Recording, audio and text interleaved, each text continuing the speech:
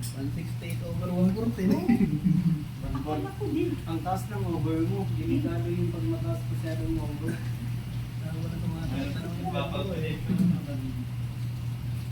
Ano ka, kapikat ka. Ha? Kapikat ka. Hindi na, Ano na talaga ako? Kasi ito, hard na talaga. Ano na ako? over niyo, 140. Ay, 114? 114. Malaki pa rin. 114 over 114? malaki pa. Mataas pa rin yun. Dapat yung over mo, mataas na kayo 90. Kaya pala, dalawang araw na sumasakit yung ganito ko. Praise, praise. Mag-drive ka pa. Amen. Mapagpalang umaga po muli sa bawat isa. Maaari po bang tumayo po muna tayo sumandali at tayo po'y manalangin? Ang maraming banal na makapangyarihan sa lahat, pinupuri ka namin, O Diyos, sinasamba, Panginoon. Sa oras na ito, Lord God, patuloy ka namin itinataas, Panginoon, sa lugar na ito, Lord God, sa aming mga buhay, Panginoon. Sa oras na ito, patuloy kami nagpapakumbaba, Panginoon, sa iyong harapan. Patuloy, Lord, na humingi ng kapatawaran sa lahat ng aming naisip, nasabi, nagawa na hindi kaaya-aya sa iyo, Panginoon. Patuloy, Lord, na linisin mo kami, Panginoon, ng banal na dugo, Panginoon, upang malaya kang kumilos sa buhay ng bawat isa, Panginoon. Lord, salamat muli, Panginoon, sa buhay, Panginoon, na pinagkaloob mo sa bawat isa. Salamat sa protection, guidance, Panginoon. Salamat sa katagumpayan, Panginoon, na patuloy na pinagkakaloob mo, Panginoon. Salamat sa pagkakataon, Lord God, na kami nandito muli, Panginoon, sa iyong harapan upang makinig ng iyong mga salita, Panginoon. Salamat, Panginoon, sa patuloy na pagsama ng iyong banal na Espiritu, Panginoon, sa buhay ng bawat isa, Lord God. Patuloy na hinihiling po namin, Panginoon, ng wisdom, knowledge, understanding, Panginoon, na nagmumula sa iyo, Panginoon, ng aming mga babasahin, Panginoon, na iyong mga salita. Patuloy, Lord, na tumingo, Panginoon, mangusap sa puso ng bawat isa, Panginoon. At Lord, sa oras sa ito, patuloy, Lord, na hinihiling po, Panginoon, ng iyong banal na Espiritu, Panginoon, na siyang mangusap, Panginoon, hindi po ang aking kahinaan ang makita pagkustor God, ang iyong mga salita, Panginoon, na nais mong ipahayag, Panginoon, ng siyang aking masambit, Panginoon, para sa iyong kapurihan lamang, Panginoon. Lord, tunay nga, Panginoon, wala po kaming magagawa kung wala ka sa aming mga buhay. Patuloy, Lord, na hinihiling, Panginoon, namin ang yung pagkilos, Panginoon, sa aming kalagitnaan sa araw na ito, Panginoon, sa lahat ng aming gagawin, sa iyo lamang, Panginoon, lahat ng papurit, pasasalamat, pagsamba sa pangalan ni Jesus, ang anak ng Diyos ay magsabi na, Amen, Amen, Amen. Minsan pa, pati niyo yung mga nasa likod, nasa harap ninyo ng mapagpalang umaga, kapatid, Amen. Tayo po yung nagagalak na nandito na naman tayo ngayon sa oras na ito, Amen. So, thank God kasi nandito ka sa araw na ito at alam ko ang Diyos ang nagdala sa iyo sa lugaring ito. And di ba ang topic po natin this Sunday school is sa 7 churches. So, thank God sa 7 churches na natunay nga na napakadami nating matututunan. Unang church is sa iglesia ng Efeso, di ba? So, pangalawa sa iglesia sa Smyrna. Pangatlo, iglesia sa Pergamo. Pang-apat, iglesia sa Thyatira. Pang-lima, iglesia sa Sardis. Pang-anim, iglesia sa Philadelphia. Pang-pito, iglesia sa Laodicea. Tunay nga na, sabi ko maganda maraming choices kasi ang hirap pala. Pag maraming choices kasi parang ang dami mong pwedeng matutunan. Pero pagka humingi tayo ng guidance sa Panginoon, siya yung mag-guide kung ano yung dapat nating pag-aralan. So salamat sa Panginoon. At ang choices ko rin sana is yung Efeso or Smyrna. Pero for God's glory, pag-usapin po natin ngayon ang iglesia sa Smyrna. Kung tatandaan po natin yung shiner ni nanay is the Church of Smyrna or the persecuted church. Pwede rin po natin tawagin itong suffering church. Circumstancy church. Yung marami silang mga pinagdaan ng mga paghihirap, pagsubok, or kung sinabi nga persecuted is pag-uusig. Amen. Basahin po natin sa Pahayag, chapter 2, verses 8 to 11. Pwede po bang sabay-sabay po natin basahin? Nahanap na po ba ng bawat isa? Pahayag, chapter 2, verses 8 to 11. Ang lahat po ng nakaharap na yung magsabi na Amen. Amen. Thank you. Amen.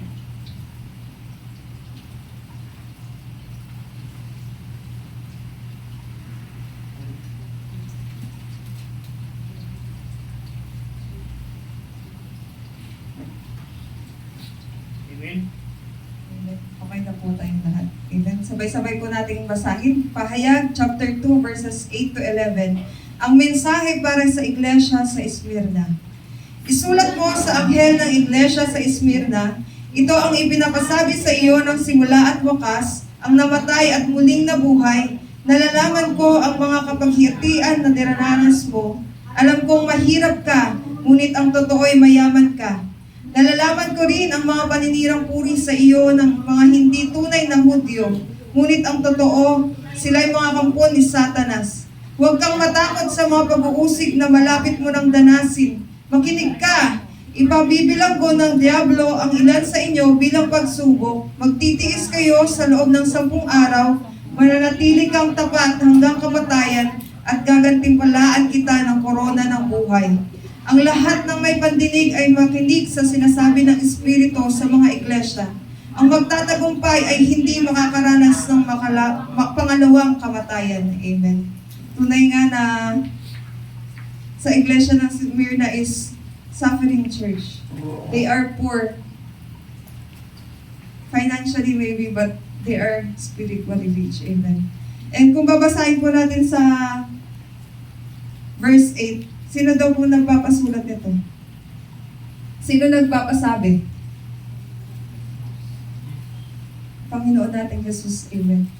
Naniniwala po ba tayo ng Panginoong Jesus? He is our Alpha and Omega, Amen. the beginning and the end. Basahin po natin sa Revelation chapter 22 para ma-confirm natin na si Jesus Christ talaga yung Alpha and Omega.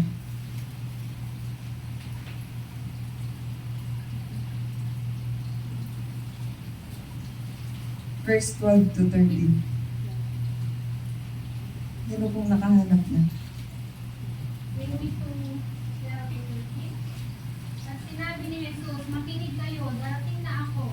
Dala ko ang mga gantimpalang ibibigay sa bawat isa ayon sa kanyang ginawa. 13, ako ang Alpha at ang Omega, ang una at ang huli, ang simula at ang lahat.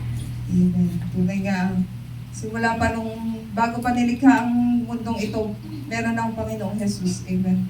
Siya ang simula at wakas. And sabi nga sa Hebrews 13:8, Jesus Christ is the same yesterday and today and forever. Hindi nagbabago ang ating Diyos. Siya ang simula, ang wakas, na hindi nagbabago. Kung noon napakabuti niya, hanggang ngayon napakabuti pa rin ng Panginoon. Amen. And kung babasahin po natin sa verse 9, sabi niya po dito, nalalaman ko ang mga kapighatian na dinaranas mo. Truly, our God is all-knowing God. Omniscient God. Amen. Kung feeling natin parang hindi alam ng Panginoon kung ano yung mga pinagdadaanan natin, alam ng Panginoon kahit hindi mo man sabihin, nakikita ng Panginoon, alam ng Panginoon kung ano yung mga pinagdadaanan ng bawat isa. At after nun sabi niya dito, alam kong mahirap ka. Pag sinabing mahirap, anong pumapasok sa isipan ng bawat isa? Mahirap, walang pera, nagugutom, kawawa. So, dito sa Taiwan, habang nandito pa tayo, sagana pa tayo eh. So, ang daling maging Kristiyano kapag sagana ka pa.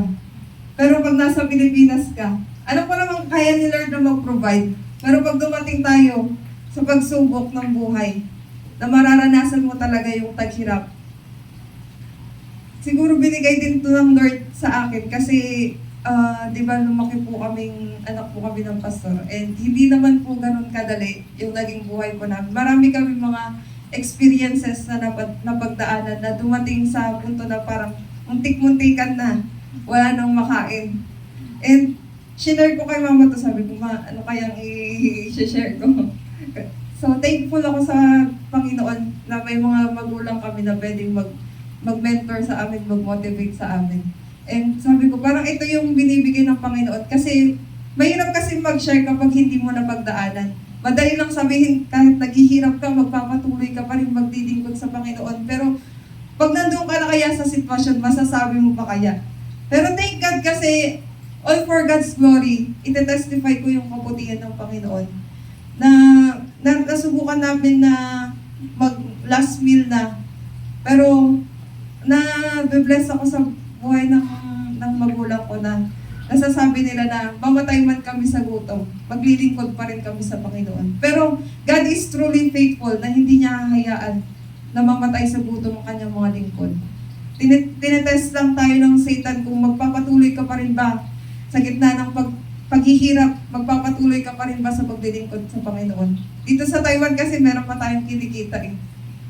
Ito, i-encourage ko sa inyo, i-remind ko sa inyo, pagdating natin sa Pilipinas, di ba, darating ang tayo, uuwi talaga tayo sa ating mga, meron tayong limit dito. Huwag tayong susuko kahit dumating tayo sa anumang paghihirap. Kasi ang Panginoon, He is worthy. Pero lang, kumbaga, we are poor financially. Pero sabi nga dito, ang totoo ay mayaman ka. Maraming blessing ang Panginoon, hindi lang pera. Kayang i-provide ng Panginoon ng pera ang pangangailangan mo. Pero God will bless you physically, emotionally, spiritually, kumpleto.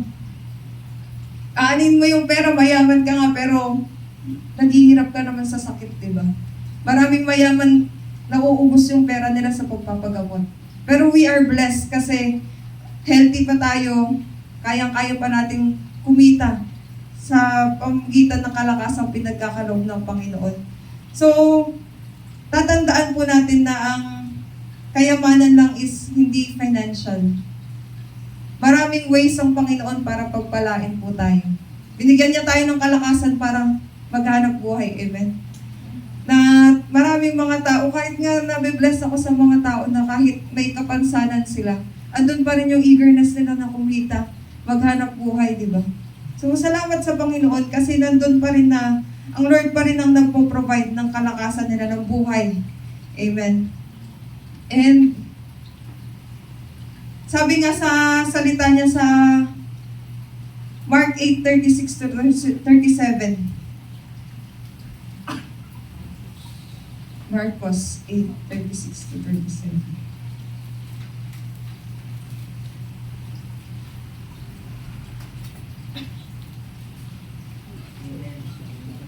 Mark chapter 8, verses 36-37. Sapagkat ano ba ang mapapala ng isang tao makamdaman niya ang buong daigdig, ngunit mapahamak pa ng kanyang sarili. Ano ba ang may babayan ng isang tao para mabawi niya ang kanyang sarili? Amen. Mayaman man siya, pero hindi niya naman mailigtas ang kanyang kaluluwa. We are more than blessed kasi meron tayong Panginoon na kayang iligtas tayo. Amen.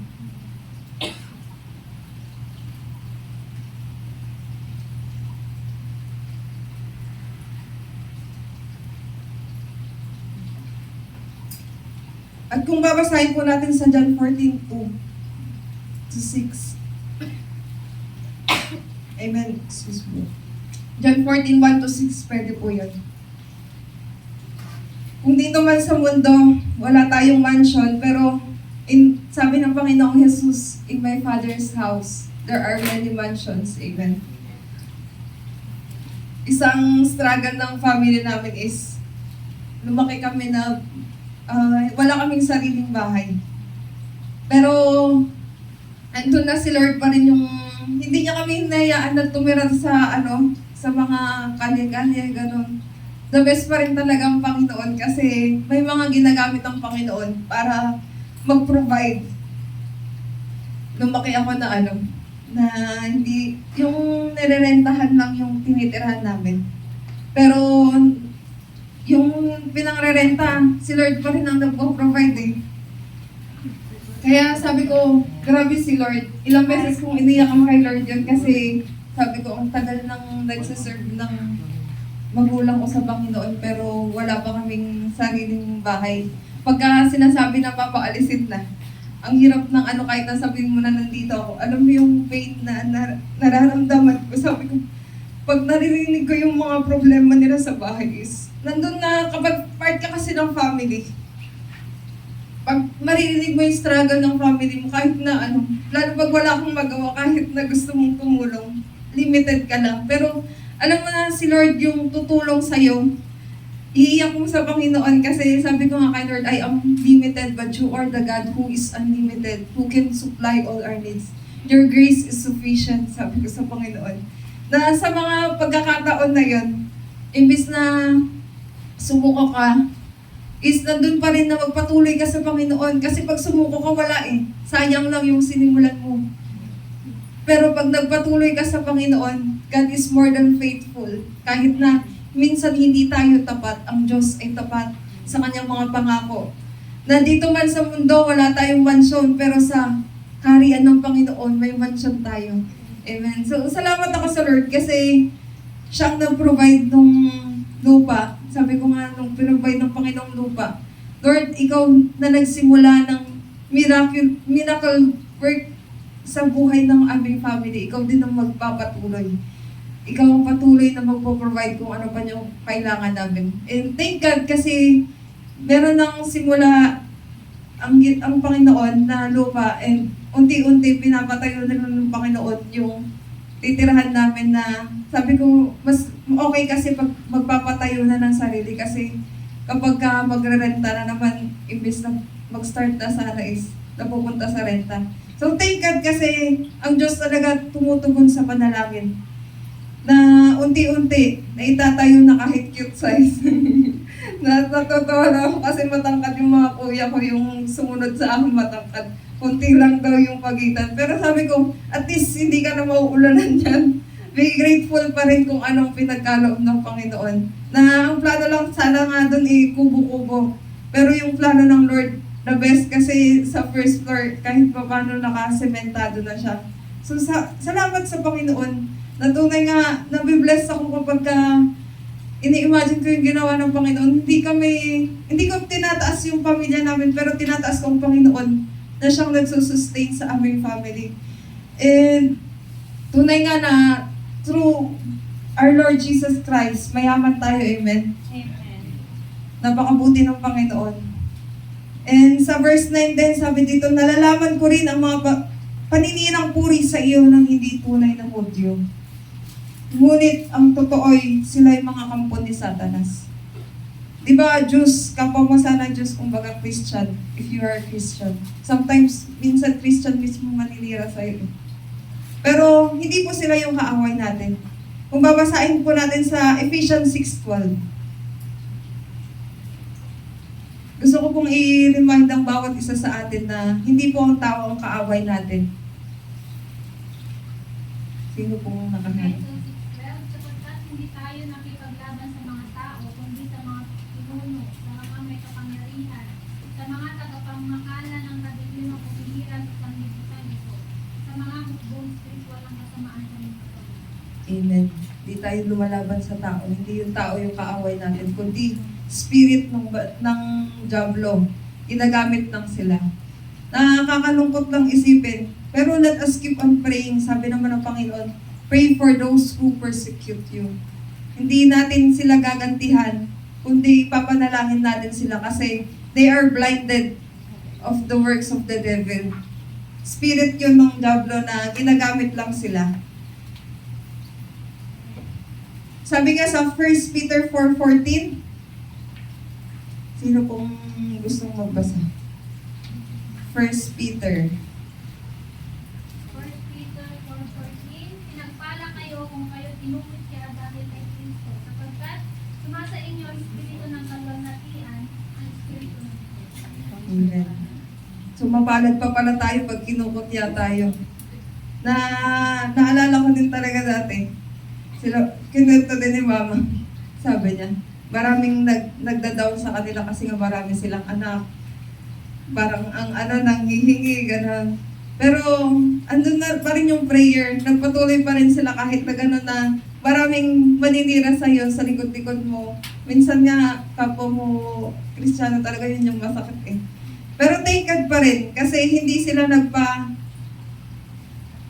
nagpatinag sa mga gawa ng Diablo. Hindi nila hinayaan na yun yung magpatigil sila sa kanila sa paglilingkod sa Panginoon. So, ano man ang sabihin ng tao sa atin, mahirap ka lang, nagsasayang ka lang ng oras dyan sa paglilingkod mo sa Panginoon. Wag tayong magpapatinag, kundi mas lalo pa tayong magpakatatag. Kasi alam naman natin worth it ang ating paglilingkod sa Panginoon. Ang Diyos ay deserving sa ating paglilingkod. Amen? Sa verse 10 nga, pinalalahanan tayo ng Panginoon, huwag kang matakot sa mga pag-uusig na malapit mo ng danasin. Amen? Basahin nga po natin sa 2 Timothy 3 verse 12.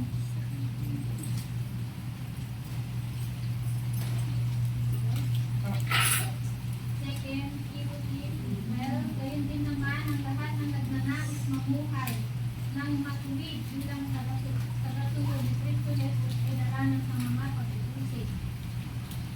Amen. So, expected na po natin yan kung gusto nating mamuhay ng nakalulugod sa Panginoon. Minsan sasabihin pa nila, ay, ano lang yan, parang banal-banalan, ganun-ganon. Pero, hindi nila alam kung sino yung pinaglilingkuran natin. Kaya patuloy pa rin tayo kahit ano man ang marinig natin. Magpatuloy pa rin tayo. Huwag tayong matakot. Huwag tayong matinag. Huwag tayong susuko. Amen? Sabi niya rin po dito, manatili kang tapat hanggang kamatayan. Kaya po ba natin i-promise sa Panginoon? Kung si Jesus Christ, kaya niyang i-offer ang buhay niya sa buhay para sa atin, para sa kaligtasan natin. Kaya po ba nating maging tapat sa Panginoon hanggang kamatayan, until death? We will stay faithful unto the Lord. Even in circumstances, in suffering, in trials, in pain, can we still promise to God that we will stay faithful until the end, until death? Na kahit sa bingit na ng kamatayan, Lord, mananatili po akong tapat.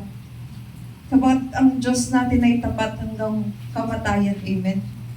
The best example talaga natin ng Panginoong Jesus na in-offer niyang buhay niya. Kahit anong hirap ang dinanas ng Panginoong Jesus. Kaya ina-encourage kong bawat isa sa atin, ano man ang paghihirap na maranasan natin, or dinadanas natin ay magpatuloy tayo even until death. Amen. And merong promise ng Panginoon sa mga mananatiling tapat. Sabi niya, at gagantimpalaan kita ng korona ng buhay. Crown of life. God will reward us with crown of life. Ready po, minsan kasi masyado tayo nakafocus sa reward eh. Lord, gusto ko ng ganito. Gusto lang natin ng mga promises. Pero are we willing na i-take yung mga pagsubok na ating mararanasan? Willing ba tayong mapagdaanan ng lahat ng mga pagsubok na ating mapagdadanasan? Amen. Sa gitna ng pagsubok, ito yung magiging reminder sa atin ng Panginoon. May crown of life na nakahanda sa bawat isa. Ang Panginoon, tapat siya sa kanyang mga pangako, di ba? Naniniwala po ba tayong faithful ang Panginoon? Hindi kagaya ng tao na pag nangako minsan napapako. Ang Panginoon natin, siya mismo yung napako sa krus para tuparin yung pangako niya sa bawat isa. Para i-remind at patatagin ng bawat isa na tunay nga na hindi sayang lang yung ating paglilingkod sa Panginoon. Hindi sayang lang na nandito tayo sa oras na ito nagsasayang ng oras, kundi deserving ang Panginoon na paglingkuran, paglaanan ng oras. Amen. And sa verse 11 po, ang lahat ng may pandinig ay makinig sa sinasabi ng Espiritu sa mga iglesia. May pandinig po ba tayo?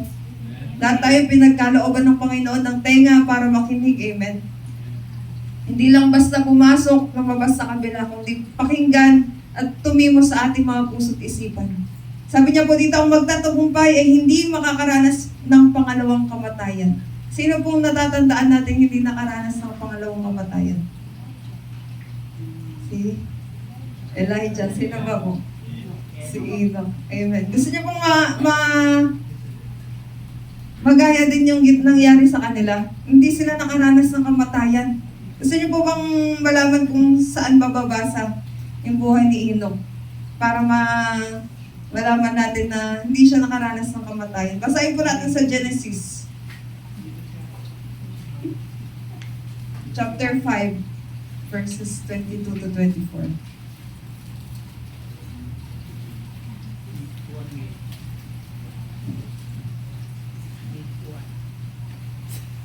Amen. Amen. Sabi nga po, Genesis chapter 5 verse 22 to 24. Tatlong daang taon pang nabuhay si Enoch na kasama ang Diyos at nagkaroon ng iba pang mga anak. Umabot siya ng 365 taon at sa buong panahon yun ay nabuhay siyang kasama ng Diyos. Pagkatapos, nawala siya sapagkat kinuha siya. Amen. Namuhay kasi siya ng kasama ang Panginoon. So, if we desire din na hindi tayo makaranas ng second death, natuloy din tayong mamuhay na kasama ang Panginoon gaya ng ginawa ni Enoch. Amen.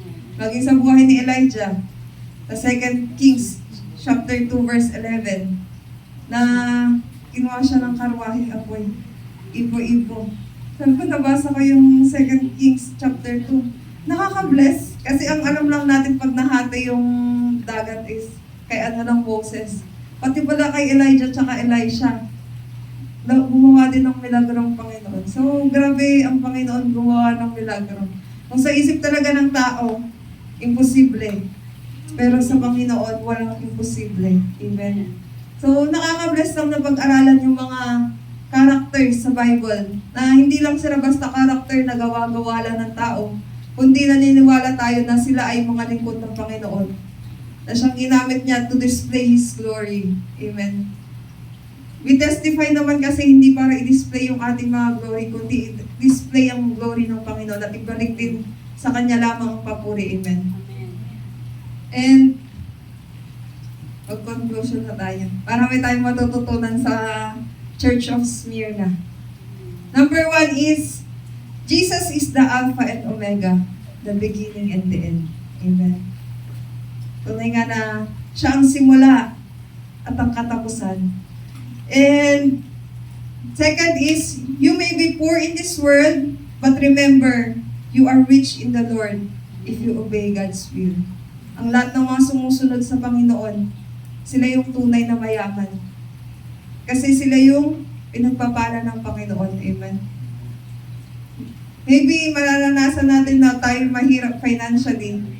Pero let us believe na yung kalusugan pa lang natin, malaking pagpapala na sa Panginoon, di ba? Sabi nga, health is wealth. Amen. And pangatlo po, stay faithful until the end. Whatever circumstances we may face, just keep faithful unto the Lord. Amen. Pang-apat, God knows what you are going through. Just keep on. Ano man ang pinagdadaanan ng bawat isa sa atin, alam ng Panginoon ang lahat ng iyon. At ang Diyos ang siyang magpapatatag sa bawat isa. Next, don't let your suffering trials stop you from serving God. Whatever suffering, trials, pain we may face, just keep on talaga. Huwag niyong hayaan niya yung mga dahilan na yun magpapahadlak din kayo, kundi yun yung magiging kalakasan natin to move on, magpatuloy, keep on going talaga sa paglilingkod sa Panginoon. Next, don't be afraid of the persecution that you may face.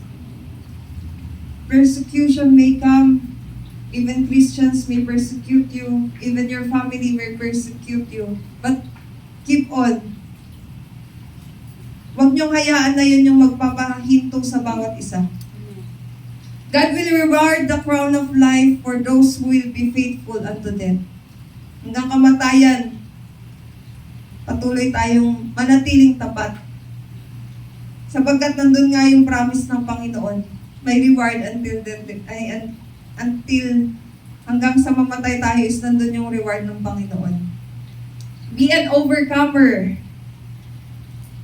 we will be victorious through Jesus Christ. Nandun yung katagumpayan if we are connected in Jesus Christ. God is the one who will give us the victory. Amen. Because we are victorious in Christ. And those who will overcome will not experience second death. It is a promise of God. Hindi ko lang promise, kundi promise ng Panginoon na pwede natin panghawakan. So, be faithful until the end.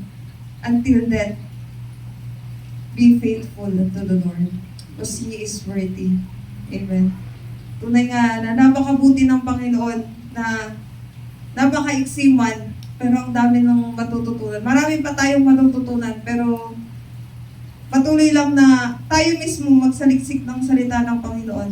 And God will reveal Himself. God will reveal whatever He wants us to, yung matutunan natin sa bawat isa. Patuloy lang na magpatuloy tayo sa paglilingkod sa Panginoon. Be faithful. Kahit na minsan parang gusto na nating sumuko sa mga pagsubok, ay huwag tayong susuko. Kasi ang Panginoon hindi niya tayo sinusukuan. Amen. Salamat sa Panginoon. Testimony ko rin pala. Very memorable ang date na ito sa aming family. Kasi July 7, 2007, yung kuya ko na sinundan ko, yung pang-apat, middle child, kinuha na siya ng Panginoon. For 17 years, parang kinuha na siya ng Panginoon. Pinahiram siya ng Panginoon sa aming family for 13 years. But thank God, 17 years na nakaraan is, nandun pa rin na inaalala namin yung faithfulness ng Panginoon sa buhay niya. Kahit na kinuha siya ng maaga ng Panginoon is, nandun pa rin na nagpapasalamat kami sa Panginoon. Kahit na sa gitna ng kamatayan is, andun pa rin maging mapagpasalamat tayo sa Panginoon. Kasi may purpose ang Panginoon kung bakit naranasan natin ng mga pangyayaring ganun. And last year, kapasalamat ako kay Lord kasi yung bunso namin, pinagkalooban siya ulit ng isang taon. Isang taon na simula nung na-aksidente siya na bagok yung ulo niya. Sobrang thankful kami sa Panginoon kasi na-shaken din talaga yung faith namin nung time na nahulog siya sa hagdan, nabagok yung ulo niya and ooperahan po dapat siya. Pero thank God sa pananampalataya na pinagkaloob ng Panginoon. Until na buhay yung kapatid namin, natapos na naman yung isang taon sa college. Natapos niya na yung first year college niya. So sabi ko, grabe talaga ang Panginoon. Hindi sa aming sariling kakayanan, hindi sa aming sariling kung bakit nangyayari yung mga bagay na yun, kundi it is by the grace of God ang lahat. Kaya binabalik ko ang lahat ng papuri sa Panginoon kasi tunay nga, yung mga challenges na yun sa buhay namin is mas lalong napatatag yung faith namin na matetestify mo talaga na buhay yung Panginoon sa mga ganong pangyayari na parang sinabi ng doktor, bahala kayo dyan kung ayaw niyong pa-operahan basta wala na kaming ano. Pero nandun natutuwa ako sa faith din ng bunso namin kasi gusto ko na umuwi. Parang childlike faith talaga na pagka hindi niya nakukuha yung gusto niya, talagang ipagpipilitan niya. 18 na siya nun, sabi ko, nasa decision naman niyang umuwi din. Nagsama-sama kaming nanampalataya na kayang gawin ng Panginoon. Kahit na parang imposible sa isip ng tao is God is able talaga. He is able to heal us, provide all our needs. Na kahit yung kuya ko nung, di ba bago siya namatay, maraming hospitalization din na nangyari sa kanya. Pero natutuwa ko sa Panginoon, hindi kami nabuon sa utang dahil sa mga pag-hospital na yun. Ang Diyos pa rin nag-provide ng lahat ng aming pangangailangan. So salamat sa Panginoon sa lahat ng mga trials na hinayaan niya na maranasan namin ay nandun pa rin ang Panginoon ang iti-testify namin. Tunay nga, siya ay buhay. Siya ay tapat sa lahat ng mga nananalig na nanampalataya sa Kanya. Minsan we are not faithful but our God is always faithful to do His promises unto us. Salamat sa Panginoon na tunay nga papatuloy kami maglilingkod sa Panginoon kahit anuman ang pagsubok na maranasan. Sapagkat tunay nga, siya lang din naman ang nagpapalakas sa bawat isa. Kaya yun din, i-encourage ko rin ng bawat isa na anuman ang pagsubok ating kaharapin, wag tayong susuko. Kundi magpatuloy lang tayo at kilalanin pa natin ang ating Panginoon. Sa Diyos po lahat ang paburi. Tayo na namin. Thank you, Lord God. Ama naming banal na makapangyarihan sa lahat, patuloy kami nagpapasalamat sa iyong mga salita, Panginoon. Sa iyong mga pangako, Lord, na aming mga pinangahawakan, Panginoon. Salamat muli, Lord God, na ikaw nangusap sa bawat isa, Panginoon. Salamat, Lord, at ginamit mo rin ako, Panginoon. Tunay nga, Lord, na I am not worthy, Lord God, but you are the God who is worthy, Lord God, to be served, Lord God, to be praised, O God. Lord, we thank you, Lord God, for this moment, Lord, for reminding us once again for your promises, Lord God. For truly, Lord God, if we stay faithful until the end, Lord God, you are more than faithful to do your promises unto us, Lord God. So we thank you once again, Lord God. Truly, Lord God, kulang ang lahat ng salita upang sabihin kung gaano kakabuti, Panginoon, sa aming mga buhay, Lord God. Kulang ang lahat ng salita para pasalamatan ka, Panginoon. Kaya sa oras nito, Lord God, patuloy, Lord, na ikaw lamang pong mangusap, maghari sa bawat isa, Panginoon. Anumang pagsubok aming pinagdadaanan, Lord, patuloy patatagin mo ang bawat isa, Lord God. Tunay nga, Lord, na wala kaming magagawa kung wala ka, Panginoon. Kaya patuloy, Lord, na hinihiling po namin ang iyong pagsama, Panginoon, pagpapalakas sa bawat isa, Panginoon. Ano man ang aming mga pagsubok na kakaharapin pa, Panginoon. Lord, we claim the victory through you, Lord God. Because truly, Lord, that you are the God of victory, Lord God. And Lord, patuloy, Lord, na samahan mong bawat isa, Panginoon, until the end, Lord God. Patuloy, Lord, na kami maglilingkod, Panginoon. Kami patuloy na lalapit sa iyo, Panginoon, sapagkat tunay nga na ikaw lamang makakatulong sa bawat isa, Panginoon. And you are deserving, Lord God, to be served, O God. Salamat po, Panginoon. Sa iyo lamang lahat ng papurit, pasalamat, pagsamba sa pangalan ni Jesus. Amen. Amen.